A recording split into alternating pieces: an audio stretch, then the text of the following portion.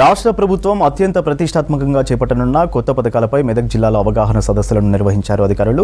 రైతు భరోసా, రైతు ఆత్మీయ భరోసా, ఇందిరమ్మ ఇల్లు, రేషన్ కార్డుల పంపిణీ స్కీమ్లపై చర్చించారు. ఇవాల్టి నుండి ఈ నెల 20 వరకు ఫీల్డ్ వెరిఫికేషన్, 21 నుండి 24 వరకు గ్రామ సభలు నిర్వహిస్తామని రామాయంపేట స్పెషల్ ఆఫీసర్ శ్రీనివాసరావు తెలిపారు. 26 నుండి పథకాల పంపిణీ జరుగుతుందన్నారు. ప్రభుత్వ పథకాలు నిజమైన అర్హులకు అందేలా ప్రతి ఒక్కరూ కృషి చేయాలని సిబ్బందికి సూచించారు. కార్యక్రమంలో పలు మండలాల రెవెన్యూ, అగ్రికల్చర్ అధికారులు పాల్గొన్నారు.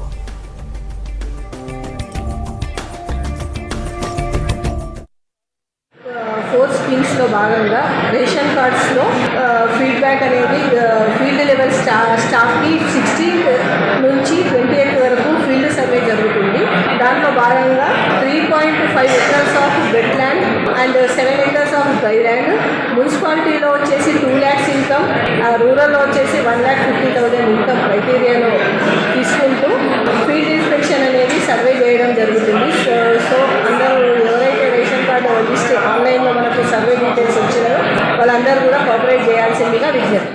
చేపట్టినటువంటి రైతు భరోసా కార్యక్రమంలో భాగంగా క్షేత్రస్థాయి పరిశీలన జరపాల్సిందిగా గౌరవ కలెక్టర్ గారు ఆదేశించిన మేరకు ఈరోజు సన్నాహక సమావేశం నిర్వహించడం జరిగింది. దీనికి వ్యవసాయ మరియు రెవెన్యూ, మున్సిపాలిటీ, పంచాయతీరాజ్ డిపార్ట్మెంట్ల ద్వారా క్షేత్రస్థాయి సిబ్బందికి అవగాహన చేసి ఈ 4 రోజుల పాటు చేయాల్సిన కార్యాచరణ గురించి చర్చించడం జరిగింది.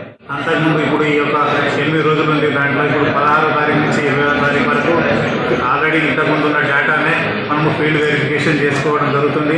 దాని తర్వాత 21 నుంచి 24వ తారీఖు వరకు వాళ్ళు గ్రామ సభలలో పెట్టి తీర్మానం చేసుకొని ఆ లిస్టు ఫైనలైజ్ చేసిన తర్వాత దానికి అనుగుణంగానే మనము 26వ తారీఖు నుంచి మనము ప్రభుత్వం లాంచ్ చేసి అందరికీ బెనిఫిషరీస్కు ఈ యొక్క కార్యక్రమాలు చేకూరేలా ప్రభుత్వం చేయడానికి నిర్ణయించింది. కాబట్టి అందరినీ మనస్ఫూర్తిగా ఇక్కడ మానవతా దృక్పథంతో ఇక్కడ చేసి అందరికీ పూరిస్తూ ప్రజలకు కూడా మనకు ప్రభుత్వం ద్వారా ఈ యొక్క చేయూత అందించడానికి అందరూ సహకరించాలని మేము వీళ్ళందరినీ విజ్ఞప్తి చేశాము.